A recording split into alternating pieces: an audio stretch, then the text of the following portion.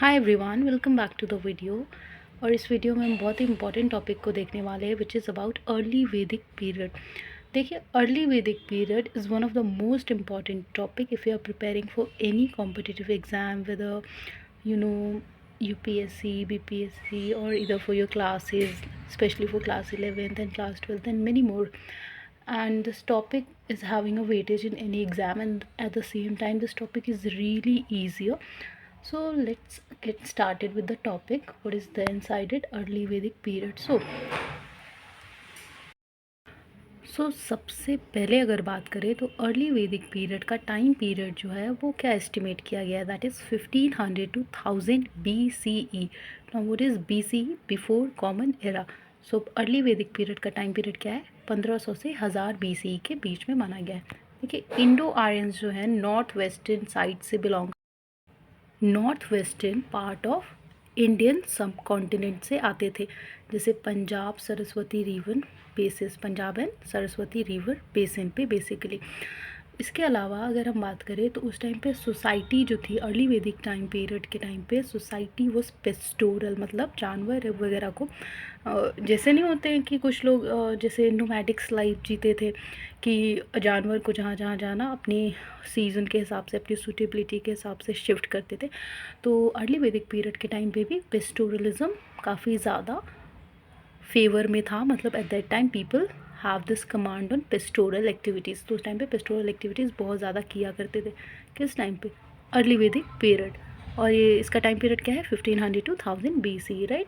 So be clear with it. इसके अलावा वो लोग कैटल रेयरिंग करते थे. कहने का मतलब ये है कि उस टाइम पे लोगों का मेन काम कैटल रेयरिंग और पेस्टोरलिज्म था.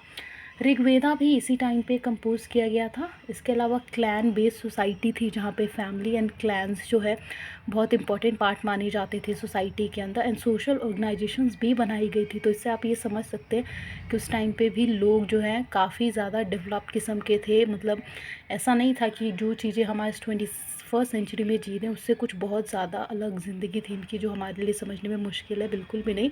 they were the same kind of situation that we are living in. They had developed for themselves at that very time, which is about 1500 to 1000 BC. So there is a similarity between the lifestyle of early Vedic period people to us, where we are living in 21st century, right. इसके अलावा अगर बात करें तो ये लोग natural forces को और डाइटीज़ को पूजा करते थे, जैसे अग्निदेव, इंद्रदेव, वरुण देव, इन सब की पूजा किया करते थे. मतलब ऋग्वेदिक पीपल जो है नेचुरल फोर्सेस की पूजा करते थे. इसके अलावा इन्होंने अपने लिए कुछ असेंबलीज, जैसे कैसे हमारे लिए स्टेट लेजिस्लेटिव असेंबलीज, काउंसिल या पार्लियामेंट की भी दो हाउस, लोकसभा राज्यसभा, उस टाइम पे भी जाहिर सी बात है जस्टिस तो चाहिए था, लोग थे तो सभा था. सभा it was less political. Elders और नोबल्स, मतलब उस टाइम पे इतना ज़्यादा लोग आप कह सकते हैं ऐसी सिचुएशन नहीं पैदा करते थे कि पूरा टाइम आप जस्टिस के लिए लड़ते रहे. No, there was no, not for that. Sabha was basically less political वहाँ पे, और उसके अंदर मेनली एल्डर्स एंड नोबल्स रहते थे. Mansion in belongs to king, ठीक है. और आचार्य ब्राह्मण वुमन जो थी सभावती, वो क्या करती थी? They stopped in later. पहले सभा में वुमेंस भी आती थी लेकिन बाद में इनको मना कर दिया गया था. फिर एक और थी समिति, सभा एंड समिति, तो दोनों अलग अलग हैं बेसिकली. समिति जो है it dealt with policy decisions. Policy decision मतलब अपनी जो भी प्लानिंग करते थे उससे रिलेटेड समिति में काम होता था. एंड इसके अलावा पॉलिटिकल बिजनेस किया जाता था, इंक्लूडेड कॉमन पीपल. इसमें कॉमन पीपल आते थे, वेर सभा में एल्डर्स एंड नोबल्स आते थे. वुमेंस भी आती थी सभा के अंदर.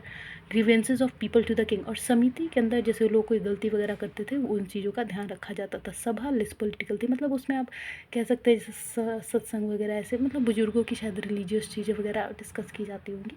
वेर जो भी प्रॉब्लम्स वगैरह होती थी वो समिति में सॉल्व किया जाता था. नो सच मेंशन लेटर वैदिक. अगर इसके अलावा अगर हम बात करें पॉलिटिकल स्ट्रक्चर कैसा था अर्ली वैदिक पीरियड का, सो ट्राइबल चीफ जो थे सेंटर में हुआ करते थे. सेंटर पे ट्राइबल चीफ का राज था जो रूल करते थे या कंट्रोल करते थे लोगों को, due to what? Successful leadership in war. इसके अलावा जो राजन थे नॉट एब्सोल्यूट मोनार्क टाइप का नहीं था, कंप्लीट मोनार्क सिस्टम नहीं था, लेकिन कहीं ना कहीं कुछ लोगों के पास पावर थी, but you can't say it absolutely monarch, right. मतलब ये नहीं कह सकते कि सही में पूरा एक राजा ही कंट्रोल कर रहा था। हाँ, थोड़ा थोड़ा सिस्टम था वैसे, लेकिन कम्प्लीटली नहीं था। इसके अलावा अगर बात करें, ट्राइबल काउंसिल भी थी, जैसे सभा एंड समिति आपको बता दिया गया। इसके अलावा जना भी बनाया गया था। एंड इसके अलावा विधता, समटाइम इलेक्शंस भी करवाए जाते थे समिति के अंदर। और अगर बात करें हम लोग तो फंक्शंस कैसे थे, functions assisting Kings of early Vedic period. उस टाइम पे कैसे लोगों को असिस्ट, किंग को लोग कैसे असिस्ट किया करते थे। देखिए, पुरोहित जो पंडित होते हैं वो थे, दो प्रीस्ट जैसे कि वशिष्ठ एंड विश्वामित्रा। तो ये इसमें क्या होता था ना, वशिष्ठ थोड़े कंजर्वेटिव माने जाते हैं और विश्वामित्रा थोड़े लिबरल प्रीस्ट माने जाते हैं। और गायत्री मंत्र भी विश्वामित्रा ने ही कंपोज किया। सेनानी, general under king for minor campaigns and cattle raids against. ठीक है, कहने का मतलब ये है कि सेनानी जो थे वो किंग के अंडर रहते थे और वो छोटे मोटे कैंपेन्स वगैरह करते थे, कैटल के रेड वगैरह पे ध्यान दिया जाता था। ऑफिसर्स जो है, ऑफिसर ओवर पेस्चर। इसके अलावा अगर हम बात करें तो ये जो ऑफिसर्स अंडर पेस्चर थे उनको कहते थे व्रजपति, जो कि he was the head of family basically. ठीक है, कुल्प्स और हेड ऑफ फाइटिंग हॉर्ड्स, जो ग्रामीणी जो गांव वगैरह का क्षेत्र होता था, इनटू बैटल। इसके अलावा अगर हम बात करें, तो इकोनॉमी जो है, इसमें मेन क्या था, नेचर में जैसे मेनली रूरल था इकोनॉमी, मतलब गांव वगैरह के क्षेत्र पे ज़्यादा था, अर्बनाइजेशन ज़्यादा नहीं थी, मेनली पेस्टोरल इकोनॉमी थी। एंड बाद में एग्रीकल्चर भी करने लगे लोग। इसके अलावा फिर एनिमल डोमेस्टिकेशन। अब पेस्टोरल क्या होता है कि अपने एनिमल्स के साथ एक जगह से दूसरी जगह मूव करना एज़ पर योर कन्वीनियंस, और डोमेस्टिकेशन होता है कि एक जगह पे रख के उसको पालन पोषण करना। और उस टाइम पे अर्ली वैदिक पीरियड के टाइम पे इंडस्ट्रीज़ भी थी, जैसे वहाँ पे cotton and woollen clothes, man and women दोनों के लिए वीविंग का काम किया जाता था। कारपेंटर जो है चैरियट्स बनाते थे घुड़सवारी के लिए, राइट। एंड इसके अलावा प्लो बनाया जाता था and horses. Black Smiths weapons and house hold implements बनाते थे। गोल्ड स्मिथ्स जो सोनेदार होते हैं, गोल्ड स्मिथ जो हमारे shield, tools, weapons, gold Smith ornaments, jewellery वगैरह बनाते थे। एंड ब्रोंज स्मिथ जो है ये क्या बनाते थे, shield, tools, weapons, superior of Harappan culture, जो कि हाँ, एक चीज़ और कि जो अर्ली वैदिक पीरियड के टाइम पे जो लोग वेपन्स वगैरह यूज़ करते थे, that was superior than Harappan culture. मतलब हरप्पन कल्चर में काफ़ी बहुत हल्के फुल्के ना के बराबर ही लोग टूल्स वगैरह यूज़ करते थे, चाकू वगैरह या और कोई भी टूल्स। लेकिन अर्ली वैदिक पीरियड के टाइम पे लोग आयरन वगैरह का इस्तेमाल करके, ब्रोंज वगैरह का इस्तेमाल करके, लेटर वैदिक पीरियड के टाइम पे आयरन वगैरह का भी लोग इस्तेमाल करते हैं। इस टाइम पे ब्रोंज वगैरह के सहारे थोड़ा हैवी बनाया जाता था टूल्स वगैरह, वेपन्स वगैरह। ठीक है, तो यहाँ पे आप कह सकते हैं हथियार वगैरह बनना शुरू हो गए थे, जो कि थोड़े भारी मात्रा में हुआ करते थे। इसके अलावा अगर हम बात करें तो major occupation and ownership of land किसके पास थी। तो देखिए, पेस्टोरल इकोनॉमी थी, कैटल रेयरिंग करते थे लोग, गाय को भी रखते थे, पैडी और बार्ली जैसे क्रॉप्स को उगाया जाता था। इसके अलावा अगर हम बात करें ट्रेड की, तो ट्रेड जो है सेम ट्राइब के साथ किया जाता था और कभी कभी कुछ दूसरे ट्राइब के साथ भी कर लेते थे। इसके अलावा अगर बात करें तो जो कमर्स था, ट्रेड एंड कमर्स, इसमें आपको जैसे मैंने बताया कि या मतलब ज़्यादातर लोग अपने ट्राइब्स के बीच में ही करते थे, या फिर कभी कभी दूसरे ट्राइब के साथ भी किया जाता था। फिर उसके बाद से और दूर दूर जगह पे जाके करते थे लोग ट्रेड। इससे हम समझ सकते हैं कि उस टाइम पे जो कमर्स था, ये इकॉनमी थी, काफ़ी ज़्यादा डेवलप थी, क्योंकि काफ़ी दूर दूर तक भी ट्रेड किया जा रहा था। तो you can see that they must have some convenience to go at a larger place, right. Cutting off जंगल भी काटा जाता था। एंड आर्यन मतलब जंगल काट करके वो लोग सेटलमेंट करते थे। एंड कहाँ पे, ईस्टर्न इंडिया में काफ़ी ज़्यादा जंगल काट के वो लोग बसे। ट्रांसपोर्टेशन की बात करें तो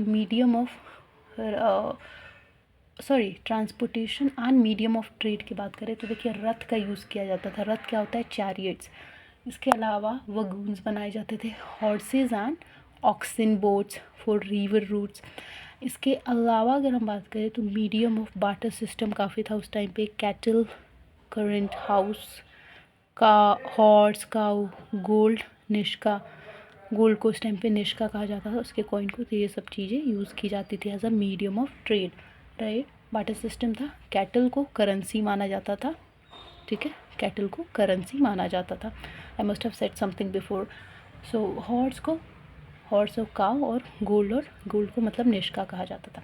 ओवरसीज ट्रेड्स भी किए जाते थे, जैसे हड़प्पन्स वेस्ट एशिया के साथ करते थे, पर आर्यंस का ऐसा कोई, आर्यंस जो है अर्ली वैदिक पीरियड के लोग माने जाते थे, जो लेटर वैदिक टाइम पे भी दिखेंगे आपको। हड़प्पन्स वेस्ट एशिया में करते थे ट्रेड ओवरसीज़, लेकिन आर्यंस का ऐसा कोई रिकॉर्ड नहीं देखने को मिला। लेस इंडस्ट्रियल थे, urban trade was local, urban मतलब शहर वगैरह से अर्ली वैदिक पीरियड में ट्रेड बहुत कम देखने को मिला।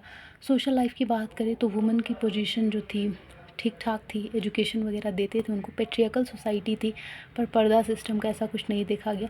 उस टाइम पे भी वुमेंस की शादी इतनी जल्दी नहीं की जाती थी, 16-17 के एज पे की जाती थी, विच वॉज प्रिटी गुड। और मतलब वुमेंस की कंडीशन अर्ली वैदिक पीरियड में कुछ ज़्यादा बुरी नहीं थी, जैसे विडो री मैरिज का भी हक था लोगों को, ब्रदर्स विडो री मैरिज भी कर सकते थे लोग, ठीक है। इसके अलावा अगर बात करें सोशल डिवीज़न की, तो वर्ना कलर के बेस पे बटा हुआ था वर्ड, मतलब वर्ण सिस्टम आ चुका था यहाँ पे। आर्यंस का लैंग्वेज जो था, जो आर्यन थे उनका लैंग्वेज फेयर था, सॉरी जो आर्यन लैंग्वेज बोलते थे वो गोरे गोरे लोग होते थे थोड़े, और दस्यूज जो हैं वो डार्क होते थे। इसके अलावा अगर बात करें दसा एंड दस्यूज की, तो they conquered by Aryan treated as slave. तो दसा एंड दस्यूज को जब आर्यन कॉन्कर कर लेते थे तो उनसे नौकरों वाले काम करवाते थे। इसके अलावा अगर बात करें society of early Vedic period, तो देखिए फैमिली सिस्टम था, पेट्रियकल सिस्टम था, जिसमें कुल जो कि हेड मेंबर होते थे फैमिली के मेल, उनको कहा जाता था।